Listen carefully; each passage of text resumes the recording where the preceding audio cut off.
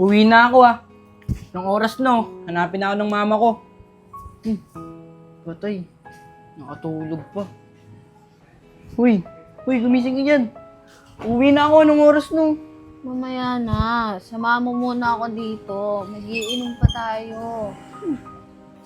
Ay nako, nakasubo pa sa babae na to.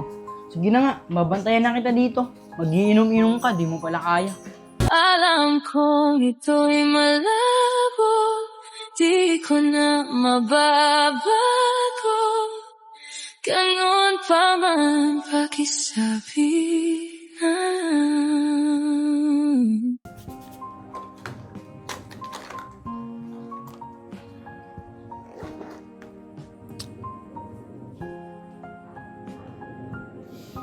Patay, anong oras na? Mamaya dito pa kami abutan ng umaga. Mamaya makita kami ng mga tao, ano pang isipin sa amin. Miss, gising ka na dyan, miss. Miss, huy, gising ka dyan.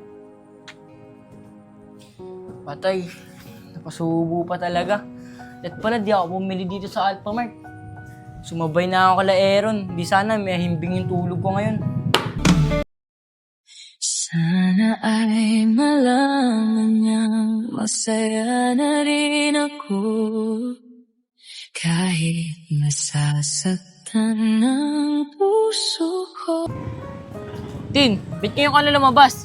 Sabi na mama mo, umaga ka na daw umuwi ah. Eh di ba sabay-sabay lang naman tayo umuwi? Yun nga pong eh. Di ba sabay-sabay tayo umuwi kagabi? Di ba pinauna ko na kayo. Pumunta ako sa Alphamart. Nakita ko yung babaeng nabangga ko. Tinawag ako. Pinasyat ako ng pinasyat. Oh, buti napatagay ka niya.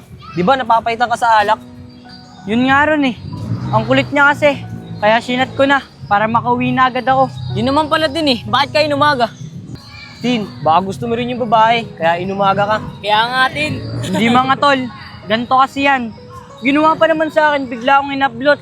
Tapos pinaupo niya ako sa tabi niya. Tapos sinakbayan ako. Tapos iniwan na kami ng mga kasama niya. Tapos dalawa na lang kaming natira. Tapos may natira pang alak. Inubos na lang namin yun. Tapos pagkaubos dun, pauwi na sana ako. Kaso, nakatulog. Kung ako yun, Tin, iwanan ko yun. Kasi maglalasing siya, hindi naman niya kaya. Tama nga inala ko. Gusto mo nga rin yung babae na yun. Nakukunwari ka pa. Uy, ano Aaron? Anong pinagsasabi mo? Naawa kasi ako sa kanya. Kaya hindi ko siya iniwan dun. Kasi lasing na siya. Baka ano pa mangyari sa kanya. Tin, sinama mo lang siya hanggang magising siya. Oo, Pong. Ganun na nga. Paano ba naman? Umaga na rin siya nagising.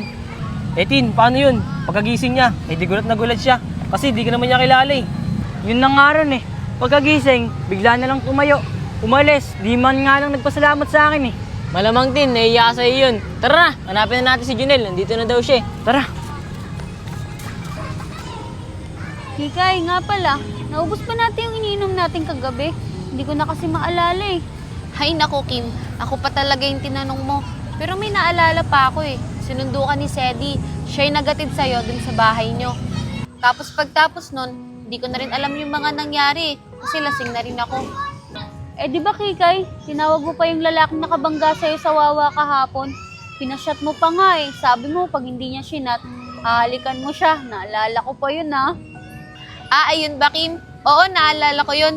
Kim, biro lang yun ah. Alam mo naman ako pag lasing eh. Makulit. Alam ko naman yun, Kikay, na makulit ka talaga pag lasing. Pero okay din yung lalaki ah. Sumasabay siya sa trip natin kahit alam niya mga lasing na tayo. Pero siguro kasabay mo umuwi si Badong tsaka si Negro, no? Hindi, Kim eh. Yung pagkaalala ko, nung pag-uwi mo, umuwi na rin sila. Eh di kung yan yung naaalala mo, eh di yung nagatid sa'yo, yung lalaki. Sino nga ba yun? Basta yun na yun. Ha? Eh kung ganun, nakakahiya pala yung mga ginawa ko, Kim. Guys, ano ba yan? Kahapon ko pa nga lang siya nakilala eh. Tapos ganun yung mga nangyari.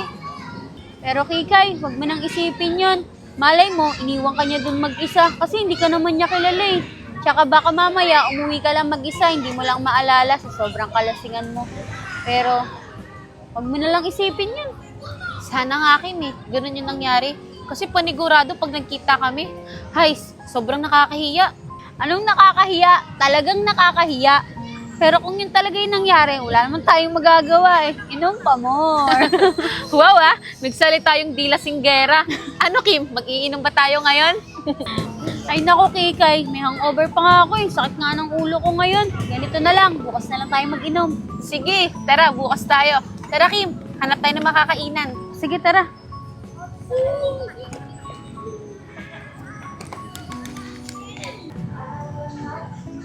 Negro, nandito daw si Kim tsaka si Kikay.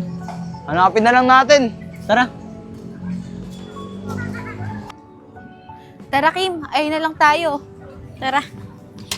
Fishball po. Tag-20 tayo, Kikay. Sige. Magkano po sa fishball? Libre mo ba ako, Kim? Sige, ako nang bahala. Yun. Salamat po. Kim, tara, balik tayo dun sa inupahan natin kanina. Sige, Kikay, tara. Salamat pala dito, ah. Wala naman, Kikay. Badong, asan ba sila? Eh sabi nila, nandito lang daw sila eh. Ay Negro, ay sila, kumakain. Tara Badong, lapitan natin. Tara. Hoy! Pengay naman kami niyan. Uy Kim, penge ako. Hoy, anong ginagawa niyo dito? E di ano pa ba? E di hinahanap kayo. Grabe talaga kayong dalawa, eh, no? Ang lakas talaga ng pangamoy nyo. Tara, dun tayo sa tinambay namin ni Kim kanina. Tara. Penge pa Pengay ako. pa ako. Sige, Sa'yo na yan. Ay, Kim, pinakaupo na dun sa pwesto natin kanino. Tara, dun na lang tayo. Sige, tara.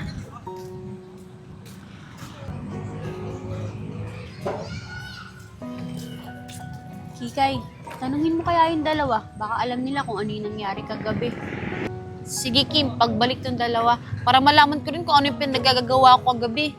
Oo, Kikay, kasi baka tama yung hinala ko eh, na umuwi ka lang mag-isa para pag nakita mo yung lalaki, hindi ka na mahihiya.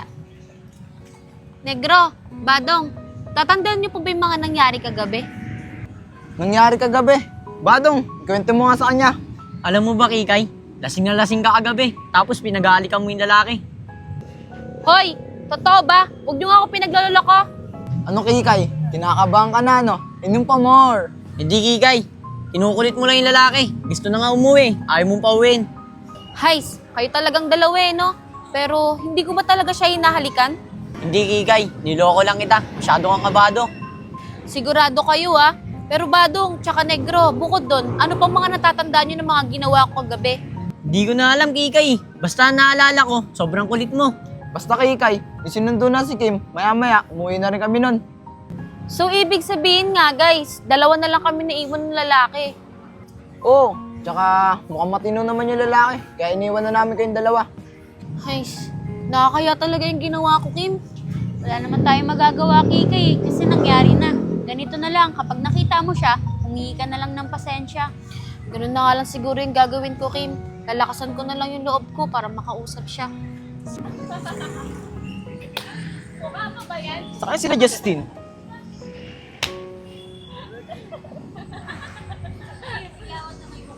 Hoy, baka tol! Nandito ako! Hey! Tara mga tol, ayun si Junel oh. Tara, dun tayo. Tara. Uy, mga tol! Tara, dito nga muna tayo tumambay. Saan ba kayo galing? Kanina pa ako paikot-ikot dito eh. Enel, hinahanap ka nga rin namin eh. Di ibig sabihin, naghahanapan lang tayo. Kaya laki kasi nitong plaza eh. Kaya ang hirap yung hanapin. Hayaan mo na yun. Ang mahalaga, magkakasama na tayo. Oo nga, Nel.